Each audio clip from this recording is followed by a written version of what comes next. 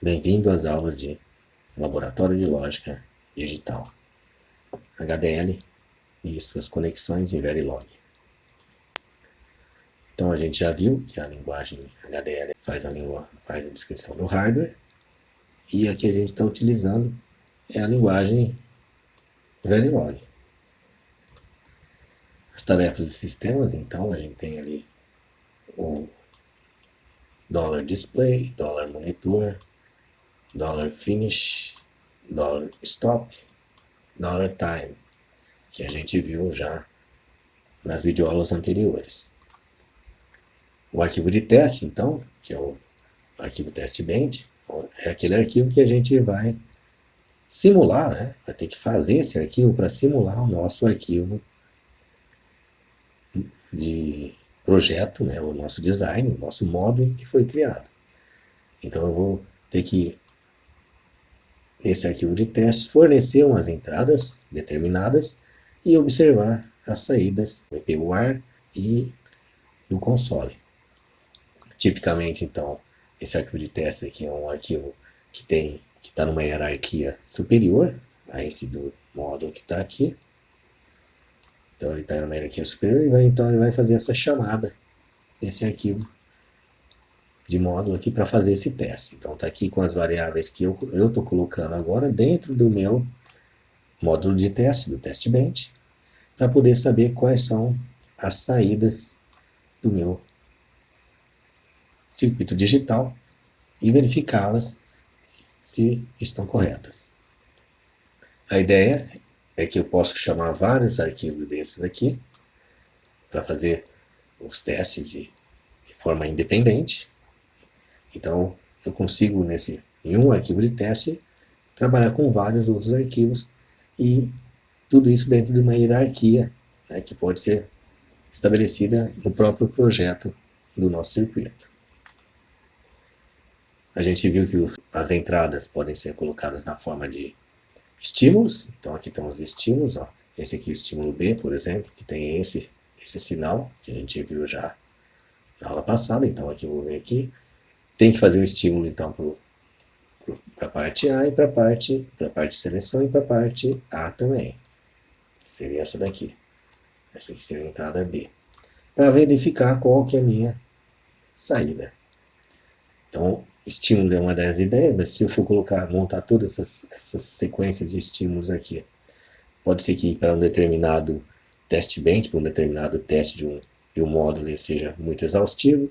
Então a ideia é tentar fazer isso de uma forma mais automática, e aí a gente utiliza aqui um sinal de clock para que a gente possa então varrer todas as possíveis soluções que estão dentro de um arquivo de dados, né? Como a gente já viu, aquele arquivo de dados que tem a extensão TV, que é dado em hexadecimal, para que a gente consiga, através dessas saídas esperadas aqui, como a gente viu na aula passada, a gente consiga conferir os resultados finais.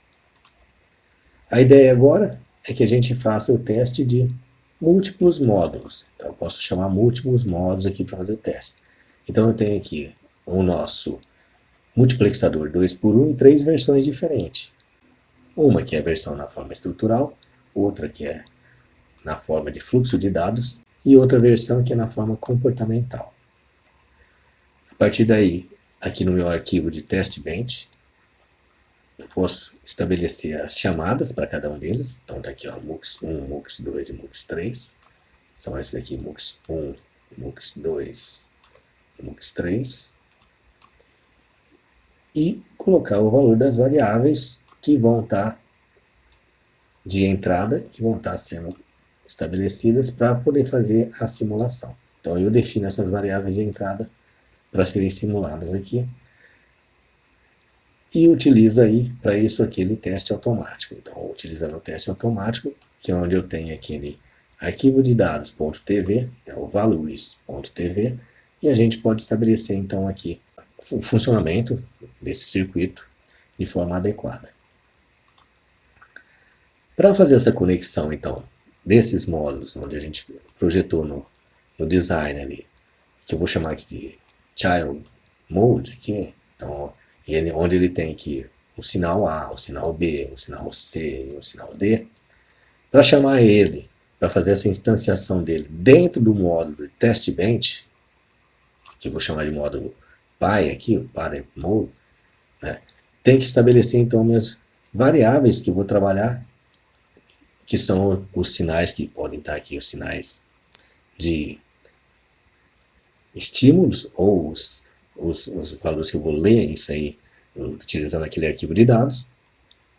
Só que agora, né, quando a gente faz nessa conexão, nesse tipo de conexão do tipo por posição, eu tenho que saber exatamente quais são os valores e posições que eu vou colocar cada uma das variáveis do meu módulo que eu defini aqui no módulo Py. Então tem que saber exatamente essas variáveis aqui. Ou seja, eu não posso trocar esses valores aqui por esse, colocando aqui, se esse daqui é o que eu estou esperando seja o estímulo para o sinal A. Então aqui, nesse caso, a ordem que eu tenho aqui dos elementos aqui ele é bastante significante e isso garante que funcione adequadamente. Então se eu inverter algum desses sinais aqui, pode ser que não funcione adequadamente. Assim, o instanciamento deles, utilizando a posição, né, as variáveis na posição, eu tenho que obedecer essa ordem aqui, assim como para que eu tenha então o resultado correto na saída. Então aqui está a minha entrada x1, aqui está a minha entrada x2, aqui tem que ter o meu S e aqui tem que ter meu F de saída. Tá? Então dá para ver aqui que esse F de saída aqui, que a gente está colocando aqui, ó, ele tem a variável que está dentro que a gente estabeleceu. Então F1, F2, F3, que é para cada uma desses aqui. Ó. Então para a instância do MUX1 aqui, ó, eu estou tendo a saída aqui, internamente aqui é F, mas para esse daqui a saída vai ser o F1. Para o MUX2 é o F2, para o MUX3 é o F3, e eles têm que estar necessariamente nessa posição aqui, de onde eu posso verificar a minha saída corretamente. Outro tipo de conexão é por nome. Esse tipo de conexão por nome pode evitar que eu tenha ou faça confusões lá na hora de instanciar esse módulo que vai estar, que é o meu módulo de projeto, que vai estar dentro desse módulo de test bench aqui, ou seja, esse módulo que eu chamo de módulo parent mode, que é o que vai fazer o teste desse aqui e dos outros que são necessários aqui.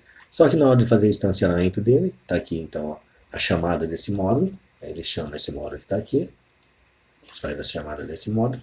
Na hora de fazer a chamada desse módulo, o sinal A, o sinal B, o sinal C, o sinal D, pode ser referido aqui dentro dos parênteses, nessa chamada, com um ponto e o nome da própria variável.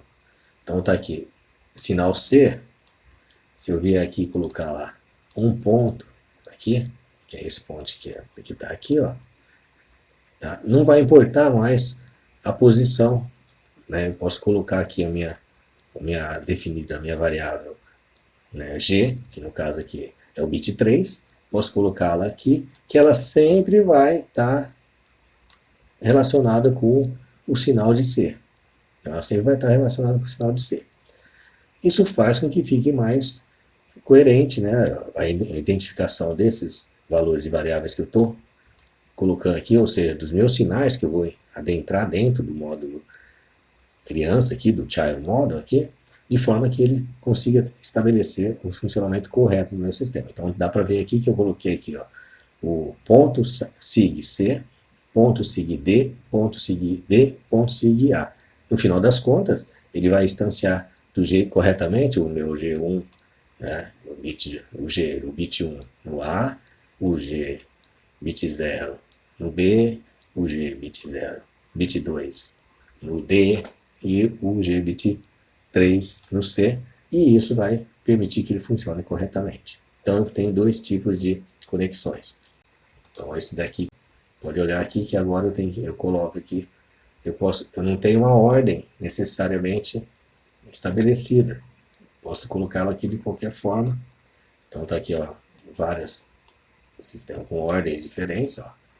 Aqui está o X1, X2, S, F, essa aqui tá, mantém a mesma, mas olha aqui, X2, X1, S, F, e aqui F na frente, S, X1, X2. Então, quer dizer, existem esses dois métodos aí de posicionamento, a gente vai ver qual que é o melhor, ou qual vai utilizar, não importa, o que importa é que as saídas estejam corretas em função do que a gente está pretendendo para aquele circuito lógico. Outra coisa também que pode acontecer nessas conexões é que eu posso deixar portas vazias. Tem coisas que eu posso não testar naquele módulo child, aquele módulo lá, seria um módulo que é o do nosso projeto.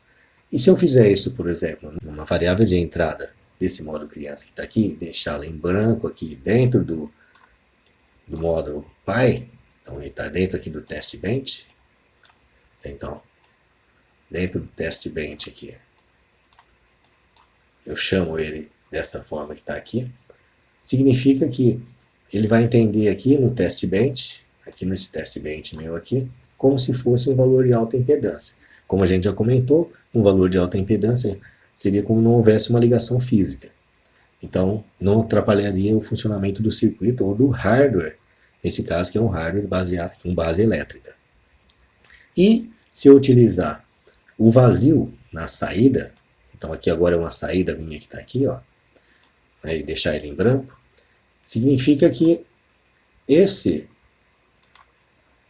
essa porta aqui de saída não está sendo considerada e não vai, então, quando estiver saindo aqui para o meu sistema, ele não vai ser usado dentro desse meu módulo teste. Então ele acaba não sendo usado dentro desse módulo teste meu que está aqui, que seria do test bench, ele não estaria usando então essa variável. Então essa variável estaria fora de uso. Ok, pessoal? Por enquanto é só. Até a próxima.